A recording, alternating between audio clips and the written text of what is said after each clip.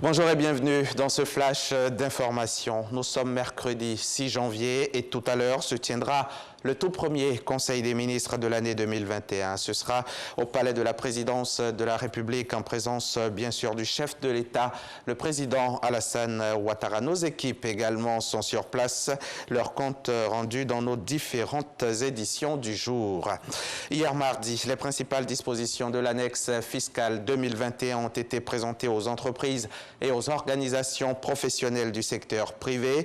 C'était au siège de la Confédération générale des entreprises de Côte d'Ivoire.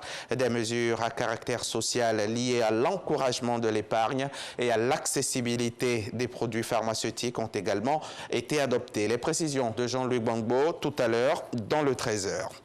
L'ONG Soleil Levant, grande lauréate de la 10e édition du Grand Prix ASCAD. L'organisation non gouvernementale est spécialisée dans les questions de sensibilisation contre la maltraitance des enfants. Une quinzaine d'organisations étaient en lice cette année pour ce Grand Prix dont le thème était « Contribution à la protection de l'enfance en danger en Côte d'Ivoire ». Le compte-rendu de Franck Quadio.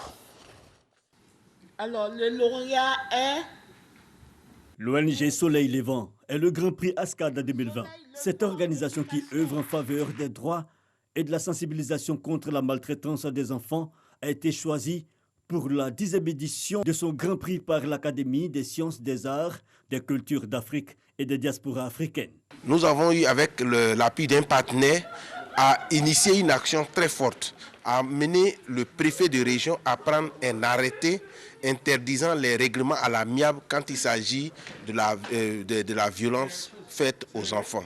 Et cela a vraiment milité puisque nous avons documenté notre approche. Le thème cette année était la contribution à la protection de l'enfance en danger en Côte d'Ivoire.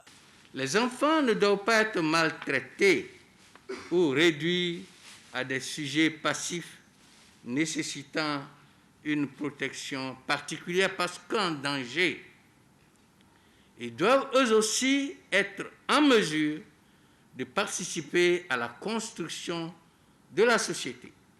Ils étaient une quinzaine d'organisations en lice et retenues sur les critères de l'originalité, de l'impact et de la durabilité des travaux. Leur action est saluée dans sa globalité. N'empêche, l'occasion est belle pour les enfants, les concernés, de faire un plaidoyer. Je me suis réveillée avec une grande espérance de voir les choses bouger. Toutes les actions, aussi petites soient-elles, peuvent créer des impacts importants dans la réalisation de cette vision. La marraine est d'ailleurs leur premier interlocuteur auprès du gouvernement. La ministre de la Femme, de la Famille et de l'Enfant n'a pas manqué de relever les avancées depuis 2014 où a été élaborée la politique nationale de protection de l'enfant qui, entre autres, a consacré le renforcement de plusieurs programmes. De la petite enfance à celle de la scolarisation, de nombreux enfants subissent les fâcheuses conséquences de l'irresponsabilité, oui, et de la négligence des parents pour être livrés à eux-mêmes et à toutes sortes de dangers. Les efforts déployés par le gouvernement ne doivent pas occulter la réalité. À la lumière de l'ampleur prise par les dites formes de violence et au vu de leur récurrence, il est admis que l'enfance est en danger. Dès lors, vous êtes fondé en votre qualité de membre d'une institution hautement scientifique à retenir comme centre d'intérêt de vos réflexions une thématique qui constitue une exhortation aux chercheurs afin qu'ils puissent contribuer à trouver des solutions viables à ce problème éminemment sociétal. Prévu se tenir le 23 juillet dernier, cette cérémonie d'attribution du Grand Prix ASCAD 2020 a finalement eu lieu le 30 décembre 2020. Les ONG Kavokiva, Cœur d'amour et Dignité et Droits pour les enfants ont obtenu les 2e et 1er prix d'encouragement. C'était un reportage de Franck Quadio. Hors de nos frontières à présent, plusieurs personnes ont été tuées dimanche 3 janvier dernier dans le centre du Mali.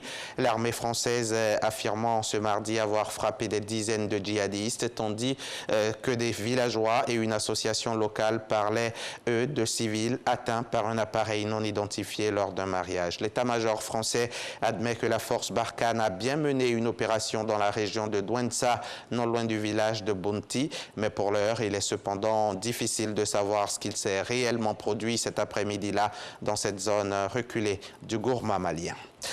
10 des 16 candidats à la présidentielle annoncent dans un communiqué qu'ils ne reconnaissent pas les résultats provisoires de la présidentielle du 27 décembre dernier en République centrafricaine. Ces 10 candidats demandent l'annulation de cette présidentielle, une annulation pure et simple. Lundi, l'ANE a annoncé l'élection du président sortant Faustin Archange Touadéra dès le premier tour avec plus de 53% des suffrages exprimés et des résultats qui ne portent que sur la moitié de l'électorat, l'autre moitié n'ayant pas pu voter à cause de l'offensive rebelle en cours dans le pays. Fin de ce flash, je vous retrouve tout à l'heure à 13h.